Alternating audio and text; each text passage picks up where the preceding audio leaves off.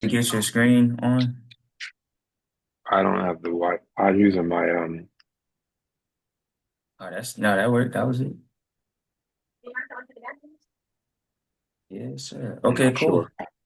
No, that's it. That's it. Let's see. Okay, cool. All right. How you feeling today? Good morning. Morning, afternoon to you. I'm good. How are you? I'm doing well. I'm doing well. It's a good day. Um, so yeah, as you know, my name is Tarami Reedus, and I am starting this brand, Drumz Uhuru, and the whole focus and premise is to create and curate conversations amongst diasporans about this culture that we love to do, this practice and this craft that we love to engage in, called drumming, traditional African diasporic music, as I've been calling it, with the mission and intention of elevating, elevating the craft itself, bringing more awareness to some things that, I think maybe the elders or just people that are established in this industry and in this craft would like to share with others and just creating a conversation and a community of learning, and just education generally around what it is that we love to do. And you're definitely one of the teachers when it comes to djembe, at least in America. And I've had the pleasure of learning some things from you, being in your space and experiencing what you have built with your team and family. And so I would love to have you on here. So without further ado, could you please introduce yourself, who you are, where you came from, and how you got into this thing called djembe? Are we waiting for more people to come on? No, not right now. No, this is just you and I, and then I'll save it, post it to YouTube, and to Instagram. Um, Maybe in the future there'll be some opportunities where we can get some people, Oh, in I the thought it was actual going to game. be a whole entire community of. I thought it was going to be more people on here. No worries. I understand. Oh, no, blur. Okay, the backdrop is on blur. Thank you. All right. I'm sorry. No, no, it's all good. I might have miscommunicated a bit. I'm trying to. I know we're recording. I'm trying to. The backdrop is a blur. Okay, so it's just the two of us today. Yes, sir. Got you. Blessings to everybody. My name is Mahiri Keita Edwards, and I am a legacy and holder of multiple elders from America and West Africa, Manding culture and Akan culture specifically, African American Babas and Mamas on the Eastern Seaboard. But those relationships, of course, have splintered out to central part of America, West Coast, and the southern part of America. So I don't just label myself a djembe player because I do so much more, but we'll talk about everything. Okay, cool. Yeah, Yeah. that's how I've come to know you. So yeah, okay, nice. Um, so can you kind of walk me through your journey, at least when it comes to just, traditional African culture? My understanding is that you're from New York, is that correct? Well, my family is from New Jersey, and we have stems of the family in New York. But my mother was in search of Mama Makini, Abena Makini, Nilawambiani. She was in search of more of our African heritage other than AME and Baptist, and that landed her in the Nigerian traditions, and then from there, the Akan traditions. And then, of course, from everybody being a part of both cultures, it landed her with the djembe inside of the djembe community that was really, really being developed at the time when I was little.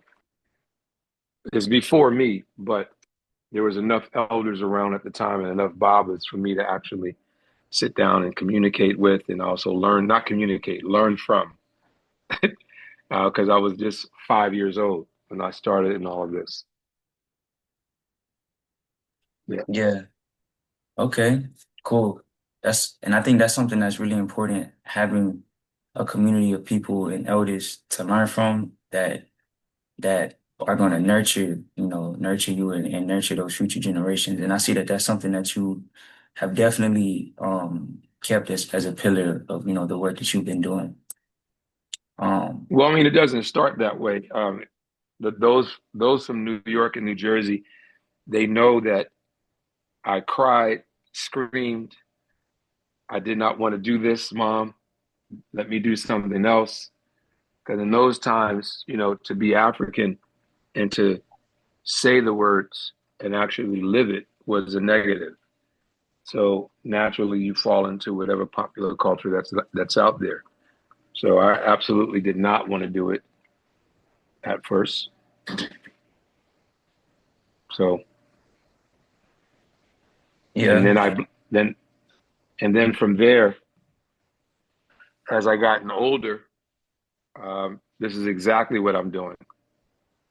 So whatever my mother set forth, for me and my brothers and sisters to do, that's what we're doing now in our in our older age. But in the beginning, I wasn't like a child who fell in love with football or basketball on our end of the water. And then I'm just dribbling the basketball my whole life and loving it. That's not my story. I Yeah. grew to love it and had an understanding of it over time. That's more my story. Okay. Okay. So where did Farafina Khan begin? Where did that original idea and concept start with you? Well, Farafina Khan is more of the end of my journey as I am now over 50. But in the beginning, I was with Baba Lukashe and Mama Maribas um, from Memory of African, no, from Maimuna Keita, School of West African Dance. We were probably their children, my mother's children, and a couple other children in the community. We were some of the first children for the children's company. And then once we moved further south to Washington, D.C., then I was a part of Memory of African Culture, and then WOSE, and then Memory of African Culture splintered into or changed into our generation, starting a group called Dono. Um, my cousin brother, Kweku Koto, and his sisters, those are all my cousins there. And then from Dono, Farafina Khan. So it definitely was, a connecting of the dots of all the lineages coming from New York, New Jersey, and then down to where we are now. So Farafina Khan, all of my teachings wrapped in one, and then enough study, um, all the studies that I did from my African American coaching lineage and my West African coaching lineage. From there, we formalized a group, and I wanted to call it something, but I didn't have a name, and I knew I wanted to use a Manding authentic name. So I asked my father and teacher, Mahiri Keita, what should the group's name be? And he actually named the group Farafina Khan because he noticed that we did more than just West African Manding or West African Mande rhythms. We did things that are from America, from the Caribbean, all wrapped in one. We didn't just stick Mm, to one thing inside of our performing company. So he named our group Farafina Khan, which means the sound of Africa. I was asking him for something like the route to Africa or something like that. yeah, And he yeah. was like, no, everything comes from Africa. So the sound of Africa makes sense because anything that we play, our lineage is going to come right back to Western Africa. Hmm. So that's where the name Farafina Khan came from. But it's not the first group though, because we have, as I listed, maybe about 5 groups before Fadafina Khan that we were all a part of. So it's a continuum. Right, It's a right. continuum. Yeah. Okay, wow, I did not know that. Thank you for sharing that. Yes. Um, that kind of leads me to ask you how what has I guess what has been your experience with sort of engaging in cross diasporic dialogues, right? Like we have the Mande culture, we have our culture as African Americans. You mentioned the Caribbean aspect. How what has been your like percolation or progression with understanding these different dialogues and languages and bringing them together and sharing them and presenting them in a cohesive way, in a way that's Well, unique to you also. well, the languages in terms of the spoken language, I only know a very little of Susu and a very little of Malinke and a very little French. Um, my brothers that are coming over from Trinidad, I know more Trinidadian djembe fulas, um, thanks to Papa Hassan and Conqueron. Hmm. Um, their language, diasporal, broken language, um, the Creole coming out of Trinidad Tobago.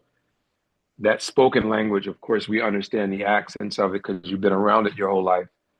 I Yeah. don't know too many people coming over from Jamaica and Grenada, places like that that play djembe. It's really Trinidad. I know a lot of Trinidadians that play djembe. And when you do historical history, you'll notice that a shape of a drum that we call djembe has been there since the enslavement period. So Hmm.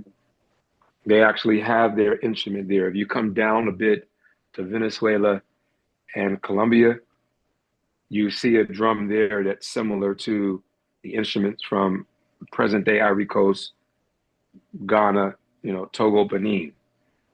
And when you start to do studies like that, you can tell like where the ethnicities landed during the enslavement period.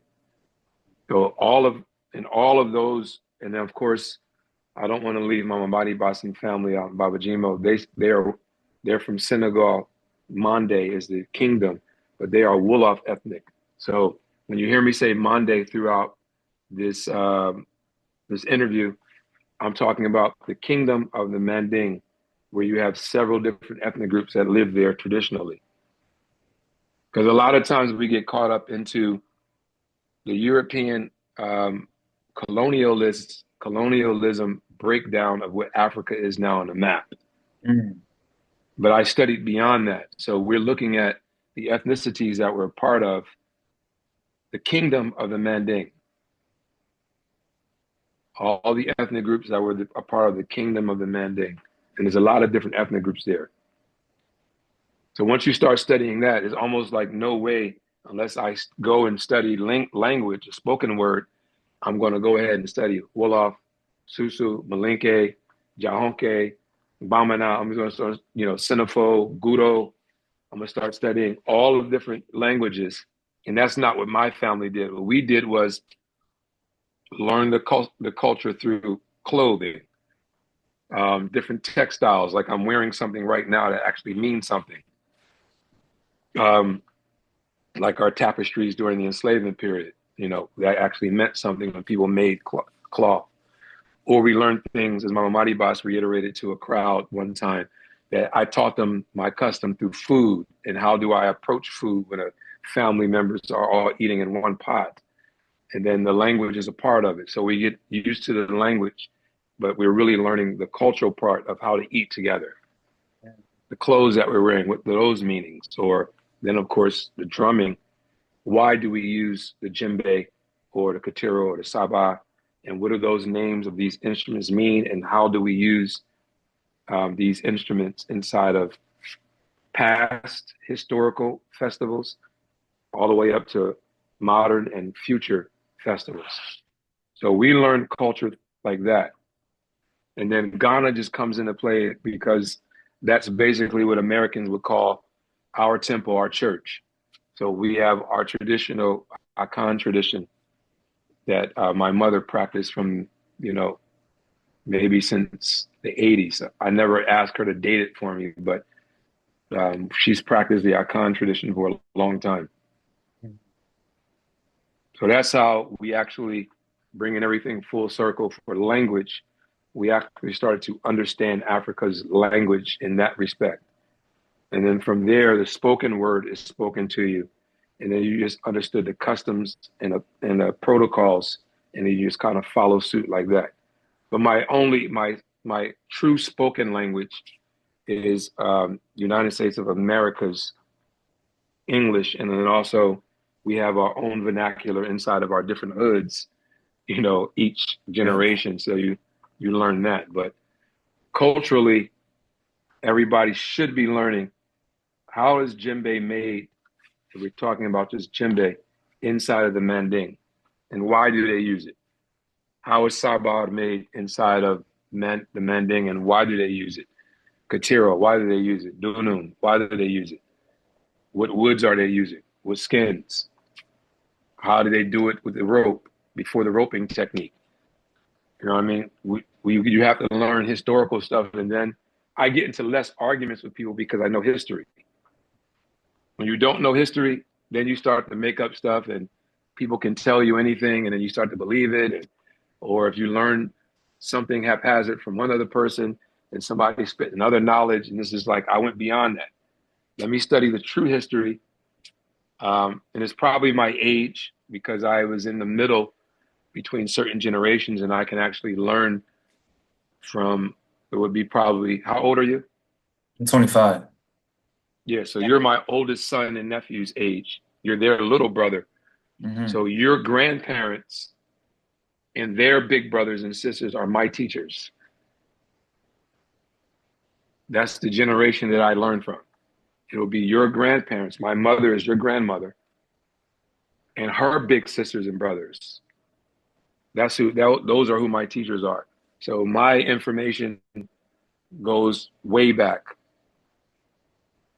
So I can remember when African Americans and continental Africans actually worked together with no beef, all the way Mm. living up until people's spiritual, their spirit changed, and now it's that whole beef we have. I'm from Africa, you from America. I didn't grow up in that era. I grew up in the era where Mama Mahiri Boss is my mother, not even my aunt. That's one of my mothers. If I'm in New York, she's my mom. My mom will send me to my other mother. As an Mm. African American and as a Senegambian whose grandmother is from Mali, she knew that my Mahiri and brothers and sisters are coming to New York. My sister sent them. So now they are part of the family inside of New York. That's how we were raised. So Wow. my mother's family in America knew customs from traditional ancient Africa, and we just practiced it. And my mother found brothers and sisters in Africa to forward that thinking. So that's just how I was. That's how I was raised, bro. Yeah. Wow. Yeah, that's really special. That's something that's really special. Yeah. Mm. Okay. So with that being said, how have African Americans shaped the sound of djembe, specifically? What has been your experience through that? Great question, because again, I'm in the middle of it. Yeah. So I think I was born at the right time, even though I have a lot of people that are doing this that are my little brothers. And I say it that way because I become little brother once I enter in New York. And my brother Greg didn't move to North Carolina, but he's a New Yorker. So when I'm in New York, I'm actually little brother to several people that carry this tradition and theater culture forward. So when people hear me say I'm big brother, because a lot of the people that are popular drumming around and carrying the tradition forward, a lot of them are my little brothers, but I am not the big brother. Hmm. So a lot of the brothers that were born at that time, we were born at the right time. So we're coming after the 60s and 70s. We're born in the 70s, but we're growing up the end of 70 and 80 where our mind is conscious. Hmm. So we're just kind of born at the right time. So I am When I started drumming, I'm probably 4 years or so removed from when Uncle Faduba received the information that Chief Bey and Baba Tawo created of the ring system for djembe. Okay. So the current way to put a djembe and dunun together with ring and rope system is an African American tradition. It is not a West African tradition. So I'm lucky because I was born at the same time, but I'm also lucky that that's my coaching tree from America. So I grew up in that coaching tree of how this djembe was supposed to be, how this djembe became about the way that it is today. And my coaching tree in West Africa, the recipient of that is my uncle, who is Baba Mamadi's big brother. Mhm. So I'm in the best of both worlds. I can't even fault it.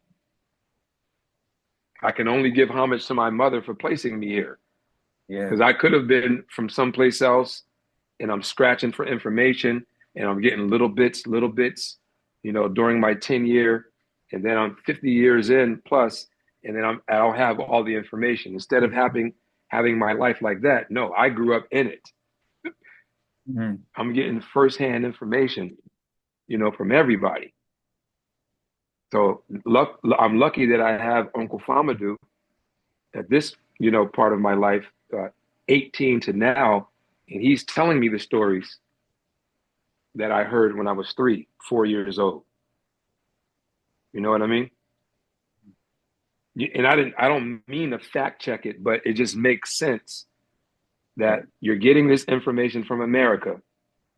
All this water is separating West Africa, and then I'm getting the same story in Africa. You know what I Yeah. mean? Yeah. It's not written, it's oral tradition.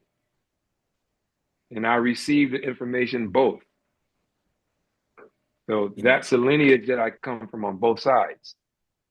African Americans created the way the djembe is done today. Mhm. Uncle Famadou is a recipient of that information that's spread around the world. And I have something further is that I've backpacked deep inside of going to, the family village inside of Guinea. And everywhere you see it, there was no internet back then. There was no, Instagram, Facebook. Everybody, everybody makes a djembe that way. Wow. Everybody. It's everywhere. Yeah. And people have to remember how big Africa is. From Senegal and Gambia all the way over to the end of West Africa, going into Cameroon. It's almost as the length of the United States. That's how huge West Africa is. Wow. You just don't see it because the political map says that Africa's tiny and US is over top of it and is larger. And because they call it a political map, you can't sue them. You just looking at colors and shapes, Right. which Wow. that alone brings a lot of negative conversation to our conversations in America when future generations are trying to understand Africa. You're looking at a map that's not truthful. So it's huge. And I'm just talking about Burkina Faso because I don't know no one from Niger. I'm talking about Burkina Faso, northern part of Ghana, Ivory Coast, all the way over, Mali, all the way over to Senegal, Gambia. That's the Manding that I study. And all of that, they make djembes the way that we made it, the way that Chief Bey and Baba Tawo Duval created. I Every time I tell the story, especially since Uncle Famadou's telling it, it's kind of like, yo, Right. how was I placed here? Right. And then you can't put ego in it. You're placed here for work. I'm Mm. placed in this situation to give information Mm. because there's no way that I was born at the time I was born, and I had the coaching tree of my elders in New York and New Jersey, Philly also, and then I have the same coaching tree with the recipients of what we were doing in West Africa. Mm. You know what I mean? It's like, how did this happen? Wow. So I have to make sure that I'm walking a certain way. Yeah, yeah, yeah, yeah. Wow. Okay. And it's like a full circle moment. So you're seeing the different pieces kind of coalesce and come together and tell a broader story. Wow. Yeah. And and and I've been inside of this is what the elders on this side didn't do because there's really two cultures coming together. Mm. The way that the djembe is fabricated today and carved from West Africa and sent to America is not finished. There is not one djembe that I've seen in America that's completely finished once the skin is on it and it lands in the US. And no Americans know it. It's incomplete. But again, because we think of nationality and ethnicity different inside of America, everybody would think I'm lying to them when I tell you that. Wow. And this is Baba full circle telling me that you need to learn Malinke because if I spoke my Mandingo language, now people in America have to respect me more because I speak the native tongue. But I did not learn the native tongue. I was not a linguist in that way. I'm more of a linguist on the percussion. I can tell you the historical parts and the language of the djembe and Dunun and Sangba. But in terms of the spoken word, I can see where his spirit was telling me ahead of forward that you got to learn how to speak the language. Because I think if I spoke the Manding language, I think my African American brothers would respect me a little bit more, telling them that your djembe is not complete, bro. Mm. I know it because they taught me everything on on how a djembe should look, sound before you put a skin on it. Mm. Mm-hmm. And nothing in Africa is given to you for free. That's not how they do it. That's not. I didn't just walk in and Baba was like, "Oh, I saw you in America. I adopted you into the family. I'm just going to give you everything." That's not how it's done. You got to work for them to actually. You show them that you are worthy of this information. Mm. That I had to go through that to be worthy of the information that I have. So we call it in English apprenticeship. I, you know what I mean? Right. So you got to be worthy of the info, bro. And that's one thing that I wanted because of our conversation before. If my coaching tree for my elders on this side did this work, and then I'm learning about the djembe from the Manding and how it's supposed to be, and we're already together, I need to make sure that I'm locked in on every aspect of the djembe. I need to be locked in. So I locked in on sound also. Like, how is a drum supposed to look and sound when it's completed? Mm-hmm.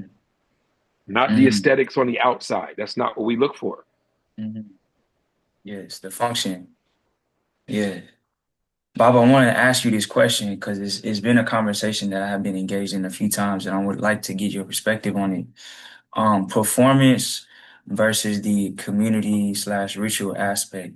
I know a lot of times abroad in the diaspora, at least here in the States, there's a lot of focus on performance because that's kind of how we got exposed to it, right? Through Les Ballets Africains, right?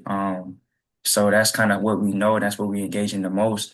How have you been able to preserve and incorporate a more authentic community ritual aspect that's traditional to, Mm, the modern day cultures, and also incorporate, our own community and ritual aspects, as we're developing, this culture here. great question. So again, this stems from what we already talked about, and we'll move on to nationality and ethnicities. Because we call ourselves the Crayola colors. That's what we do here. That right there separates everybody once you do that. For example, inside of my shirt, you actually see the color brown.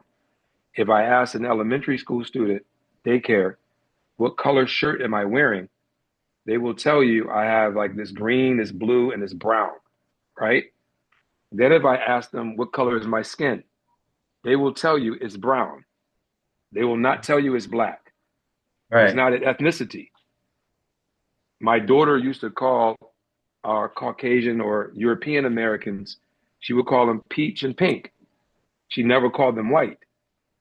And I'm not even sure we came up with this new terminology in the last 10 years. Our brown brothers that's coming from who are indigenous really of the Americas. They're not brown. Mhm. So Right. we are Crayola colored people here. And we call our Asian brothers and sisters yellow, and then our Native Americans red, the whole redskin football team. That was they're derogatory terms really. Instead, we are ethnicities living amongst each other in humanity. Hmm. So we don't even think the same way in America. That's not what we think. But we have the same similar cultures as they do djembe cultures. So in the djembe culture, there is a wedding. The live bands in Manding is djembe, Katiro, Sabah, Hmm. Upright Dunu, Antu Pons, Pon Logos. We all living together. Yeah. I got a live band. I don't have a DJ with it like we do here or a drum set, guitar. No, my band is set up differently. So if I have a wedding in that area, this is the best djembe fullers, the best dunum fuller. They come out together. They got a crew. You all are playing for the wedding. That's how I Yes. looked at it. I looked at it simple like that. In some areas, they do play djembe for funerals. In a lot of areas, they do not because of Islam is now inside of it. But if a drummer dies, drumming is going to be at the 40-day, which we call 40-day celebration or 30-day ceremony. So now, when we look at it in English over here, there's drumming at the funeral. Hmm. Somebody graduates high school or a milestone. It Right. doesn't necessarily, I'm saying high school because that's a milestone in America, but back home, if there's a milestone that happens inside of a family or a child, what's your instrument? What's your instrumentation? If it's djembe and dunum, I'm going to bring the best djembe and dunum full out, and they're going to play at this festival. If it's bote, I'm bringing a bote. Balafon, I'm bringing balafon. Or if it's Mhm. all wrapped in one, I'm bringing the crew. Right. We got to think of it like really holistically and simple like that. Cultures are the same. Mm. We're not really that different around the world. I mean, and I'm not excluding Europe. Around the full world, before this skin color thing hit us, people were just operating it culturally. This is what Mhm. we do when this happens. This is what we do when this happens. So in DC, by the time I was able to help to lead the charge, and I told you it's a continuum, so that means torches were passed, and now is my responsibility. Baba Jimo, Baba Aido, Baba Aziz in DC, they allowed me to use the music that I was learning inside our cultural pieces in America. So we've been playing at Howard University's graduation since I was in my 20s. They graduate, Mm. they have a processional of djembe, bringing the graduates out. That's not any different from back home. Any weddings that go on in DC, if they are conscious and know that they want African drumming or African drumming performance, or my wife coming in with a battery of drummers and we use boobas like the Jollies would to bring them in really elegant, we'll get a call. We'll play the wedding rhythm though. That's the other thing that I did. If that was going on before and I didn't know about it, or if I did know about it because I was a part of it and the torch was passed, my mindset was whatever spiritual energy that the dance and song had for weddings, I'm only doing that. I'm not going to play a farming rhythm at a wedding. No. Mhm. See, and that's the difference in Farafina Khan because we downloaded, stored, applied every rhythm and every dance and every song the way that it's intended to be back home. And where did I get that? Where did I get that from? The Bible, AME, Baptist Episcopal. I ain't do nothing different. Baby Jesus was this way back home, across the water. This is his spiritual practices that we documented inside something called a Bible. All the way over here thousands of years later, we have a book, we read it, we practice it, we pray so much that the spirit is now in America. So Mm. if Jesus' spirit can be in America, and we are invoking that spirit all the way across the water, shouldn't we be able to invoke the spirit of Yankiri Makuru? Shouldn't we be able to invoke the spirit of Kasa done correctly? Dunumba, Soli, Mindiani. You see what I mean? It's not out of Yes, sir. context then. Now Yes, it's sir. in context. So people maybe that's the energy that people see inside of Fadafina Khan is like, how did you do this? I never once wavered from this is how we do it in the Mending. This is our similarities in our hoods in America to that same rhythm. It just look different because our landscape might be different, or we speak in different languages. Time zone is different, our food is different. But the festival that we're trying to invoke the spirit of is the same. So if we're doing a welcome festival, we're playing Jagbe. I'm not going to do nothing different. We're playing Badan. I'm not going to do something different when that's not the energy that the person asked of me to do. You wanted Mm. Fadafina Khan to play the welcome, so this is our welcome rhythm. If Mm-hmm. we have to play it 600 times at 600 festivals, that's the welcome rhythm that we know. You know what I mean? Yeah. That's Yeah. how I did it. That's how we still do it. Now, the other pieces that Uncle Fama do when he met Baba Koyal, Baba Balagoon, and I'm missing one other Baba, Baba Yomi Yomi, he Mm-hmm. Mm-hmm. asked them in the 70s, what's your rhythms? Which naturally provoked the younger brothers, Baba Aziz, Baba Lukashe, who are my teachers and elders. Baba Lukashe, may he rest in power. That's my that's my teacher from Mama Maribas, first one for djembe. You know what I mean? Mm, yes, sir. Kungas was not Kungas was a Kazi, and djembe was starting to come in, but djembe, Sabah, my finger, like, I got it. I can't do that. Katiro, when I played there, but they're the little brothers of this generation, and um, and Baba Neil Clark. Their whole mission was, what's our rhythms? Right. That was the questions asked from Uncle Famadou. He wants to hear our music. So now we're creating music. So if a rhythm comes to me and I'm like, okay, this is what we're going to use for the welcome, and that's the rhythm, and we have to give it some type of name. A lot of times I like to name it an African name, from our ancestors. We're going to use this for welcome. But what am I promoting? I'm promoting the energy of welcome. That's what I'm doing. That's kind of So I where the kind of culture.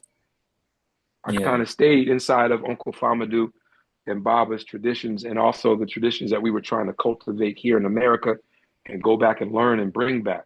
So I kind of stayed in that realm. I don't move away from that. So maybe we can say naturally, the boys that I teach, the young girls that are working with me, and my wife and my sister and my and my mother who's there, the elder mother, and Baba Aziz showed up, the elder Baba of our community. These are the two elders that come to Fadafina Khan frequently. Maybe they're naturally learning what to do based off of my teaching style. Because if the boys need Soli, that's what we're doing. This is our Soli year. You guys need rite of passage.